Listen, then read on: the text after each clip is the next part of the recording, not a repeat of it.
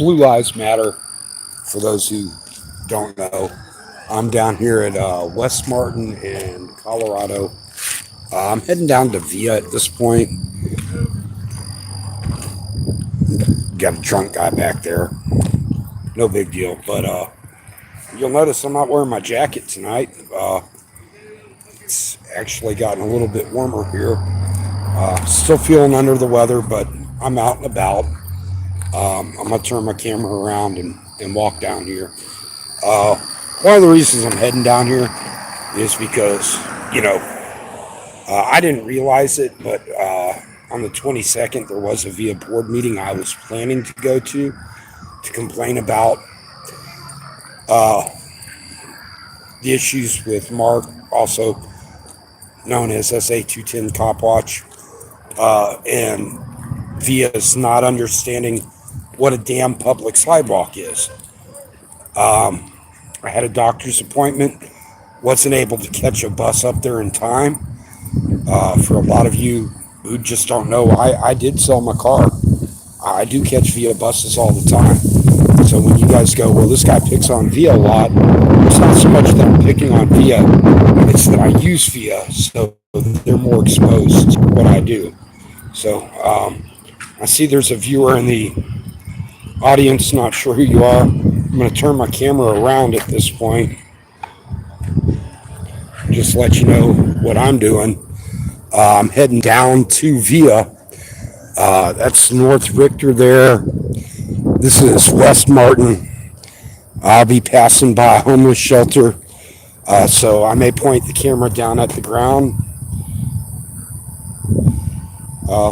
Hey Albert, how you doing, brother?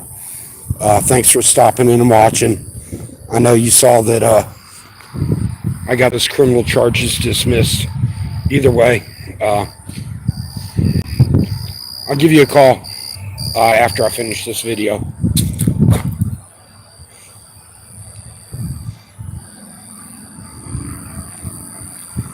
Okay, well, brother, you want me to give you a call? Just say yes or no. I mean, that's all it is. I mean, we had some disagreements, and I'm not above saying I was wrong.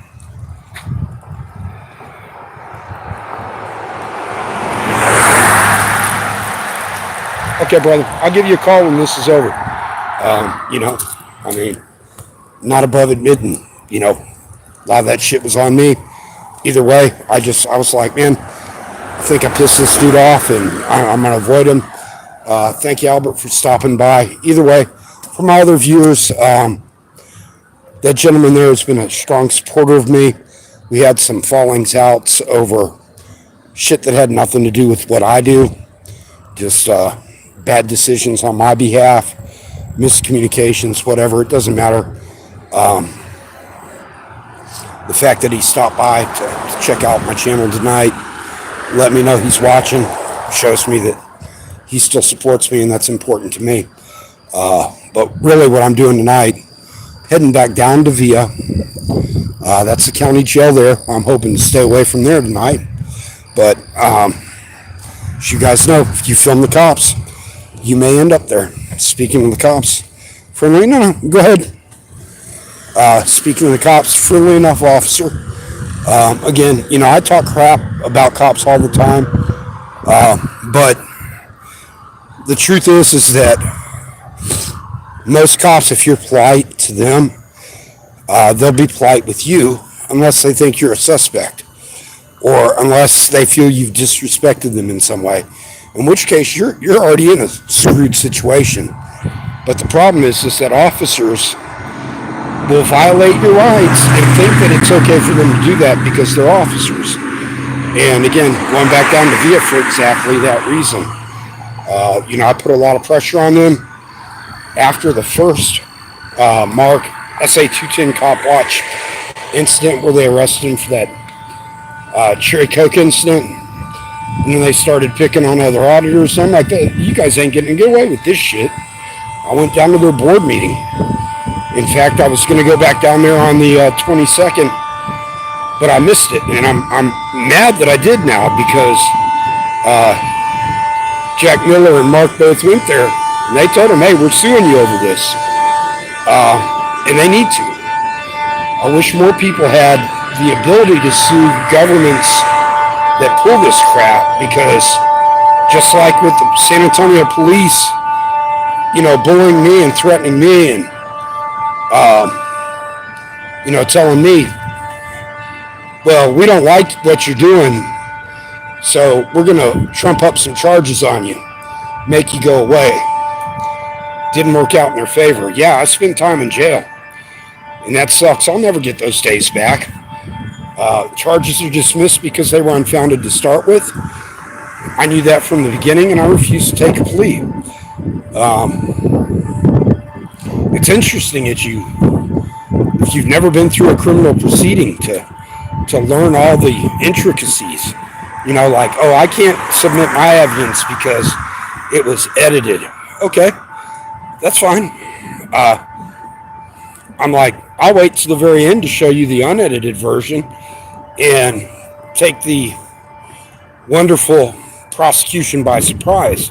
See, they just assumed that I didn't have the unedited version because they saw what I had posted online, and they go, oh, it's edited, so he can't use it. They knew it was damning to their case. Worse, they knew that their officers lied and that their body cams did not support anything that they said. And I'm like, how in the world can they think they're going to win this case? And my lawyer just kept telling me, people believe the police, people believe the police. And I'm like, even if their body cams don't show it? And she's like, yeah, but you can't show your evidence and they can show theirs. And I'm like, but their evidence doesn't show anything. And she's like, but them saying they said they told you this on their body cams. I'm like, yeah, they keep saying they said this. But of 6 officers who said they said this, not once do they show that they actually said it. And she's like, the jury will still believe them. Well, eventually, the prosecutor obviously figured out that was a bad deal for them. Now, that's the jail over there. That's the homeless shelter right over there. This is a building where there was the fire, and ironically, the fire department cut into it to try to gain access when I told them to go around back where everyone did gain access. And even though the fire department wasn't able to force entry through the front, the damage they did enabled other homeless people to enlarge that access and to make it into what they're gaining access through every day. And again, this is a rough neighborhood at times. I don't have a problem walking down here. Kind of a stuck-up individual. When I say stuck up, I'm like, I kind of feel like I can go anywhere I want anytime. And sometimes that's a problem. I mean, truly it is. Because not fearing the repercussions, sometimes it could get you in an issue. And like I said, filming down here where people are selling drugs or doing criminal activity, nobody likes filming their criminal activities. So I'm like, hey, you see me coming, I'm filming, just walk away.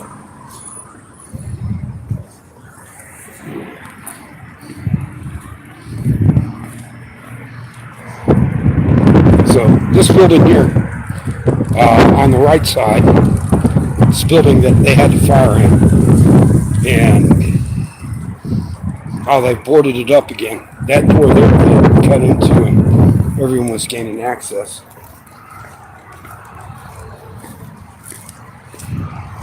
Now, these buildings up here are owned by VIA after this point right here.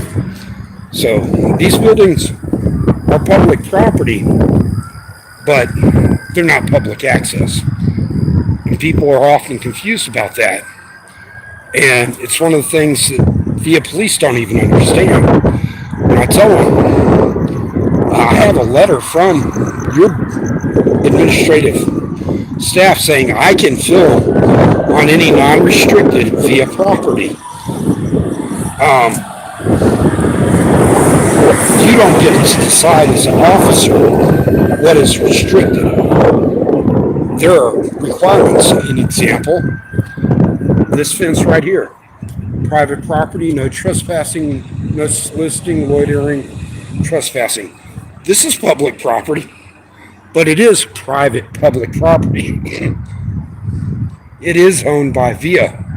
This sidewalk is not, but VIA Trans Security and police officers will have the audacity to walk up to people walking on this sidewalk and tell them that they own the sidewalk. Absolutely wrong. This is public property, regardless of what property they own. It is accessible to the public, and it is therefore public property. And the same goes with the sidewalk up here, the parking lots, and there was a lot of auditor activity out here on the 22nd. After they hit the board meeting, they went out and filmed in some other areas, Almas Park. I knew they were out there.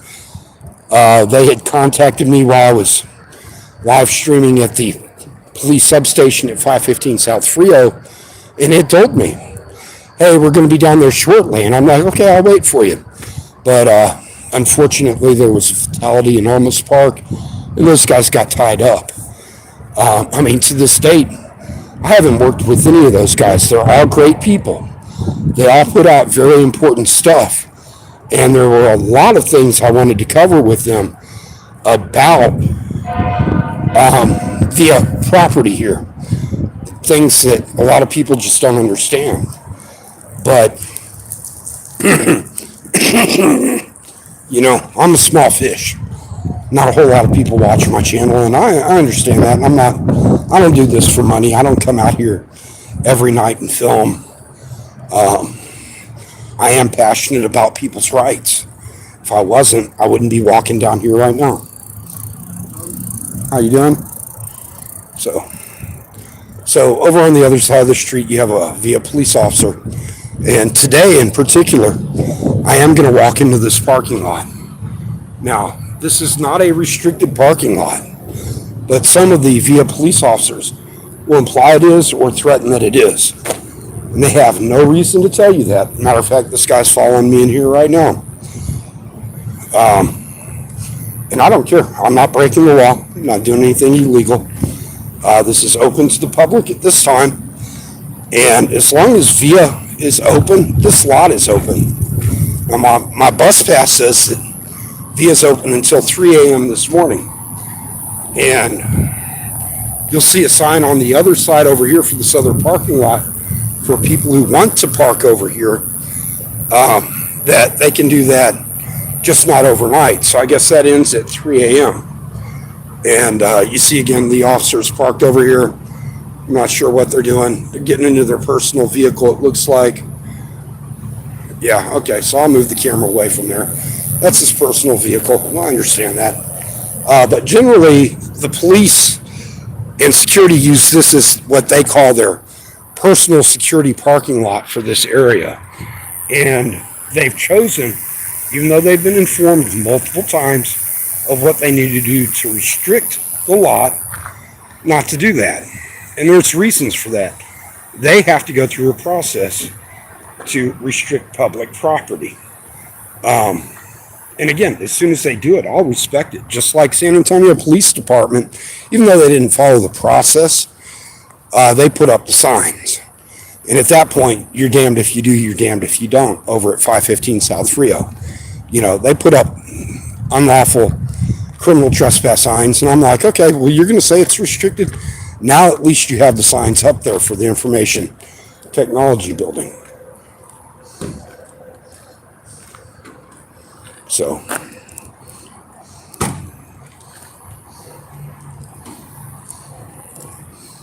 looks like he's checking his vehicle. This PD24. How you doing? Oh yeah, doing good. Just checking your vehicle before you start your shift? Actually making sure I don't leave anything in it. Okay, you're getting ready to get off. Okay, well, you have a good evening. So, again, when I say I come down here, I talk to the officers. I'm friendly with them as long as they're friendly with me. Some of the officers would have taken that in the wrong way, And there have been nights where I've been afraid to walk into that lot based off of the officers' levels of aggression. Tonight is not one of those nights. And it's just one of those things that again, when you come down and you audit, right now, this whole department has been hit with lots of emails saying, stop doing this, stop doing this. And they will stop for a couple of days. Then they'll start again. And it starts off one little security guard violating one right, another security guard violating another right, and then getting away with it. And then they think it's okay. And so they continue. Unless you call them out every single time when they violate your rights and you push the issue, nothing will ever change for our movement. Now, you see, you got people walking around this area, you got a dog out here, people out here walking, and, this was sold to the San Antonio taxpayers as being a public forum, a place for people to come and, appreciate this as a typical public forum. But then VIA got it, and they changed it into, it's our rules and whatever we say goes. And, again, in fairness to VIA, this is a rough neighborhood. Drugs over on this corner, drugs over here, drugs right up Houston, homeless, and other issues all in this area. So it makes it difficult. But that's the city's fault for putting all those resources for all those people in the same area. And at the same time, VIA, being public transportation, has an obligation to make this safe. So how do they have to do it? They have to have security officers out here. And then those officers decide, we're going to make policy saying you can only be here for 15 minutes if you're not catching a bus. That way we can make an excuse to exclude you from the property. And again, the problem with them coming around and telling people if they're not catching the bus within 15 minutes, right up here on this sign, I'm going to look at it.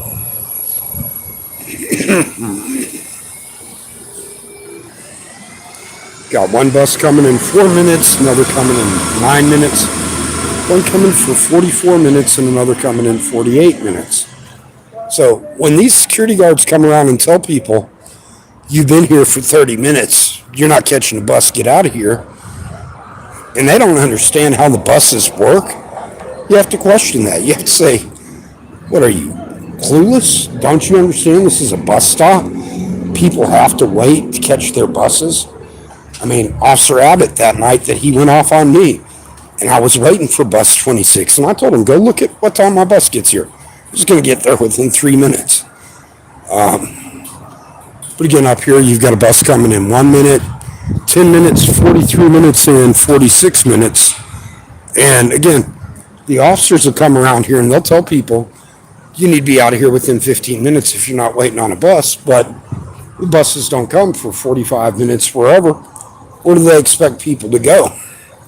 It's not loitering if you're here waiting for a bus. On private property across the street, it would be loitering. If you go, well, I'm waiting for a bus, but I can't go over to the bus station because I say I can only wait there for 15 minutes. That owner has a justified reason to say, well, get the fuck off my property. The city doesn't pay me to house VIA riders. But again, it goes back to the way that guards interpret things. It's the same with this crosswalk right up here. Do you see where these barriers are posted to keep people from driving in? Do you notice why they're posted, where they're posted? VIA claims this is all their property, and that's fine and dandy. You see the bus shelter right here? That bus shelter, there's a city ordinance that says you cannot smoke within 20 feet of a bus shelter. So if you pass this bus shelter by 20 feet, you can smoke. VIA will tell you you can't because it's on VIA property. But what is this? What is this right here? It's a public road. You have to walk down facing traffic. A sidewalk on the side of the road if it's available. But VIA will tell you it's private property. And if you're trespassed from this private property, they will tell you that you can't walk on it. That's exactly what happened to Mark.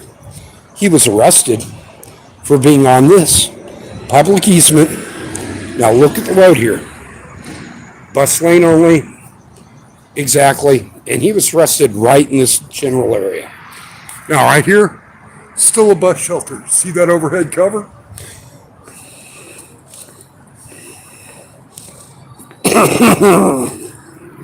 Right here, I'm 20 feet away from that, and I can light a cigarette here.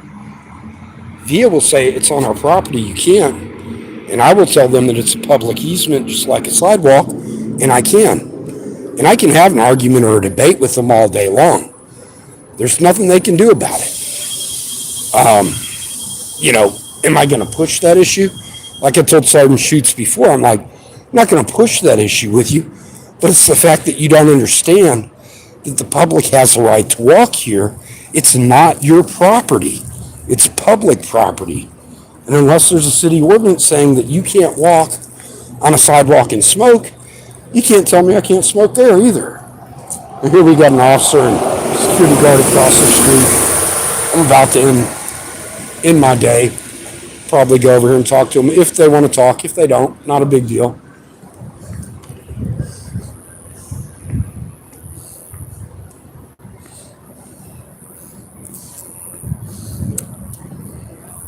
How you guys doing tonight? Let's go, sir. Doing good. Were you in 24 earlier? Yes, sir. Okay, I spoke with you a second ago. Yes. Okay. You know who I am and what I do then. Tori Reese, right? That's it. You know me. You guys got the email on me. I'm sure you got recent emails about other auditors. No, I Okay. come in, do my job, and I hear you. I get it. I'm generally friendly with you guys. I will verbally blast you if you violate my rights. That's what I do. definitely not what I do. Well, I know. I told everyone on live feed just the other day as I was calming one of your suspects down. You're in good hands. These guys are going to treat you well. We hold you guys accountable for a reason. There's been some things that have been happening that shouldn't be happening. And so when I get a chance to talk to officers, I want to make sure that I let them know where we come from so that if you have questions or you go, hey, how do I approach this guy? If you're respectful with me, I'll be respectful with you. Absolutely. And I mean, like if you say, hey, I don't want you here, and you explain it, look, I get there are things that a lot of people who do similar to what I do that can intimidate or even compromise law enforcement. I'm not one of those guys. I'm not here to do that. I'm not here to make you guys look bad. Hey, what's up? But at the same time, I'm always going to assert that if I have a right to do something, I'm going to do it. One of the biggest things that has been happening and continues to happen here is that these public sidewalks, while they're on VIA property, officers and guards keep telling people they can't be on the public sidewalk, and they have no right to do that. They continually do it. And I mean, I brought it up to the board meeting. That's my next question is if you've gone to the board meeting and questioned it too. Well, I'm sorry, when I say we, I wanted to be at the last board meeting over the last incident with someone arresting someone on this public sidewalk, but I had a medical appointment. But the auditors or the people in our community did go to the meeting. They let them know we are suing. This has gone on too long. But for me, it's more important to get out to the individual officers because let's face it, just like probably 3 months ago, you guys as officers had a policy if someone was filming to hand them Rachel Benavidez' card. Do you remember that policy? It's still in effect. Okay. It's not really, not that I'm aware of its policy, but Well, as far as anything in regards to public relations, anything, Right. everything goes through her. right. Well, see, the issue is that officers would come up and tell people, you need to get her permission to do this. And via She handles all that aspect, Right. as far as filming, advertisements, exactly. anything of that sort. Well, the problem was a miscommunication, and that's why I like to speak to individual officers. Because again, if they say, "Well, we're told to give them this card," it's like, okay, well, you can give them the card, but they don't have to contact her. As a matter of fact, I keep the email that she sent me proving that as a matter of principle or point, because sometimes I get a guard or someone who's angry and they go, no, no, no, no, you have to. And I'm like, look, I'm not trying to make you look like a clown, but you'll do that to yourself if you don't read the email. You got the email. I know you do it, and it has my name in it. I mean, honestly, it doesn't matter whether it was from the Fusion Center or from your internal communications. You know who I am. Threat assessment, whatever else. Guarantee you guys, regardless of the fact that I carry sometimes, I am not a threat to law enforcement. Never have been, never will be. Excuse me, let me go deep. No, go ahead. No, you got to do what you got to do. I do appreciate your time. So again, there's a honest and polite officer, and I try to come out here and I let them know why we're so angry about the way that they handle business, and why our rights to us mean so much that we would come out here and risk arrest so many times over what they consider trivial, or, man, you're just pushing something you shouldn't push. But it's not something we shouldn't push. It's something that should have never been pushed on us. Now, he's getting off. He's going to go home. As you see, he knows my name. He knows me by look. I don't know that officer. I still don't know his name. It doesn't matter to me. They get reports on all auditors. They know who we are. They know where we live. They follow us. They do all that stuff. I mean, it's part of doing what we do. I'm going to head out of this area. Before I head out of this area, we got some people sleeping around here. Before I head out of this area, I want to thank whoever was watching tonight. I want to thank everybody for paying attention to this. This VIA situation will not stop. It won't stop even after they get sued until every single officer is aware that what we do is a valid point. We're not making it a valid point if we come up and cuss them out every time. I'm not saying they don't need to be cussed out at times, but they don't understand it until we can express it in a way that they can understand. So, I mean, just like Officer Abbott, I've cussed this guy out 2 or 3 times, but I was able to speak with him about a week ago and explain, hey, I'm not out here to clown you, but if you violate my rights, I will cut you out. So on that note, I'm going to go ahead and let you guys go. You have a good evening. You be safe tonight, sir. That's Officer Abbott over there. I'm going to let everyone go. Guys, remember, be safe, whatever you do. Our rights are our rights. You can lay down and cave, or you can stand up for them, but they didn't come without cost. And I say this openly and freely. A lot of people say, oh, I've had friends who died for your rights. And I prefer a different phrase. People have killed for our rights. And yes, people have died for our rights as well. But there's a reason that people have killed. See, because when you say people have died, it's a sacrifice, and people think of it that way. When you tell people how serious it is, if it's serious enough to kill over, they think of it in a little different light. It may sound bad to some people, but for me, I'm like, no, I don't think you get it. Saying, oh, I've had friends who died for your rights, and you go, how did them dying help your rights, especially when they're not protected now? When you go, hey, these people took this serious enough when they enlisted, or they took a commission, they went into the service, that they're willing to give up their life or use lethal force to protect these rights, this Constitution, and we're serious enough about that as citizens that we'll tell you, I'm not a threat to law enforcement until the time comes where they're doing things that are so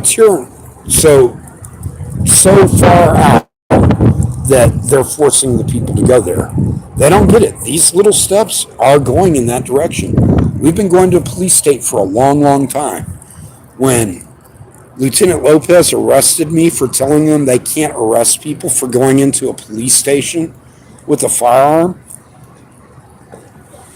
And he arrested me for telling him he can't arrest me for the same thing he wants to arrest me for.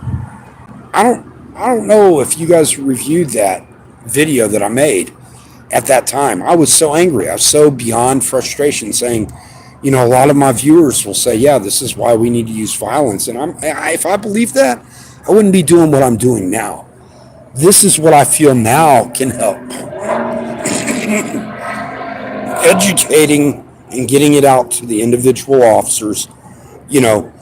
I can hit every single officer in the city of San Antonio, and it would take me 4 years. You know what? I can go to their chain of command, and it can get done in 3 weeks, but their chain of command won't do it. So, yeah, I spend the time that I spend with individual officers. I'm going to turn my video away. Okay, you too. Turn my video away. I don't know if you heard it. He called me by my last name. Again, I don't care that these officers know who I am. I don't care that they know my background, my job history, everything else about me. I don't care that they know which weapons I own. Yes, they know all of that. Because they run fusion reports and, they gather information. I find it funny. One of these guys down here was like, how was your trip to Austin? And I was like, what the hell are you talking about? And he's like, oh, we know you were in Austin. See, I sold my car to a company up in Austin. And obviously that got back down to some officers. And that officer thought he would intimidate me by saying that. I'm like, hey, it doesn't bother me. I'm not intimidated by that. I know the power of the government. And I also know that if I believe in what I'm doing, that I'm not going to cave because I'm fearful of that same government. You should be fearful. There are bad people in government just like there are bad cops. And people get locked away for long periods of time. Sometimes worse things happen. But if you believe in something and you're not willing to stand for it, then find another way to express that. Don't come out here and audit police officers or cop watch if you are afraid of going to jail. Because no matter how polite I am with an officer, sooner or later one will cross the line. They'll say I crossed the line. It'll happen. I will go to jail again. I will beat the charges again, just like so many auditors have. It's their way of punishing us for doing what we do.